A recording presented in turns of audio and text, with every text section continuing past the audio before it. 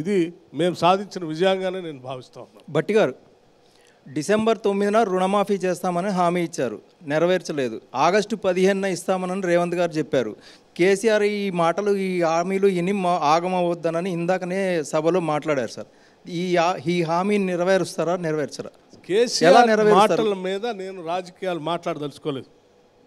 కేసీఆర్ అనేటువంటి వ్యక్తి ఎప్పుడు ఏ మాటను కూడా నిలబెట్టుకునేటువంటి వ్యక్తి, ఇచ్చిన ఏ హామీని కూడా అమలు చేయనటువంటి వ్యక్తి.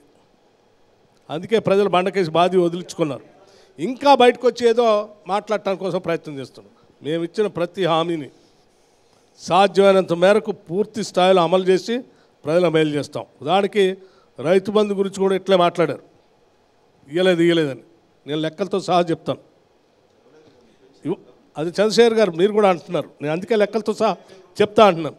రైతు బంధు గత ప్రభుత్వాలు మొదలుపెట్టినప్పుడు వాళ్ళు మొదలుపెట్టి ఇవ్వటానికి 4 నుంచి 5 నెలలు పట్టేది ఒక సీజన్కి. మేము కేవలం 3 నెలల్లోనే మొదలుపెట్టి 3 నెలల్లోనే 65 లక్షల మంది రైతులకి రైతు బంధు చేసేసాం. ఇంకా మిగిలి ఉన్నది 5 లక్షల మంది మాత్రమే. ఆ 5 లక్షల మందికి కూడా వేస్తూనే ఉన్నాం. ఇట్ ఇస్ మేము వాళ్ళు ఇచ్చిన పీరియడ్ కంటే తక్కువ సమయంలోనే మేము భట్టి గారు మీరు 5 ఎకరాలు ఉన్న వాళ్ళకు పడింది రైతు బంధు అంటున్నారు. అసలు 5 ఎకరాలు ఉన్న రైతులు చాలామంది రైతు బంధు పడలేదని చెప్పేసి ఒకటి. మీరు ఇదే క్వశ్చన్ అవర్లో ప్రతిపక్ష నాయకుడిగా ఉన్నప్పుడు 7 లక్షల మొదటి ప్రశ్నే నేను అడ్డం తిరుగుతూ ఉన్నాను. 5 ఎకరాల లోపల ఉన్నటువంటి వాళ్ళకి పడలేదనేటువంటి మాట కరెక్ట్ కాదు.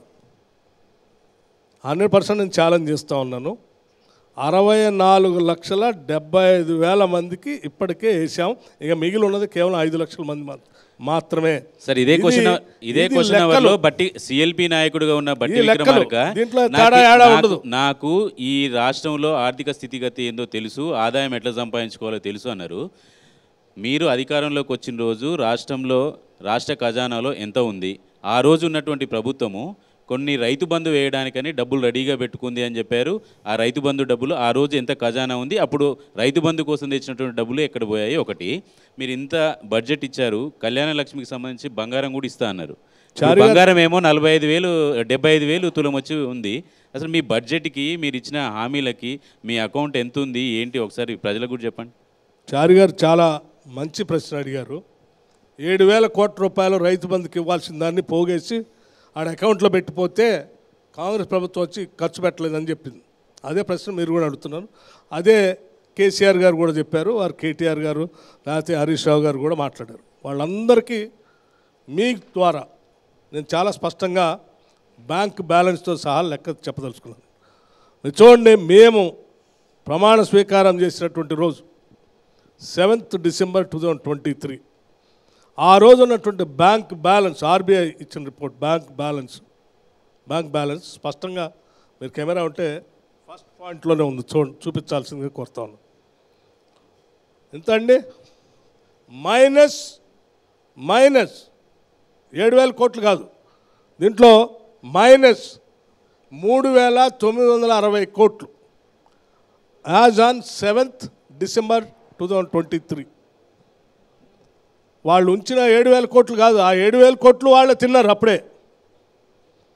అవి కాకుండా రాష్ట్ర ఖజానాకి మైనస్ తిన్నారంటే ఏం చేశారు సార్? 7,960 కోట్లు ఏం చేశారు వాళ్ళని అడగండి. దూబరా చేశారు. ఆర్థిక మంత్రి మీరు ఎవరికి ఎన్ని డబ్బులు చెప్పాల్సింది కూడా మీరే కదా. 7,000 కోట్లు అన్యాయంగా ఔటర్ రింగ్ రోడ్ని 30 సంవత్సరాలు తాకట్టు పెట్టారు. కాదు సార్, 7,000 కోట్లు ఏమైనా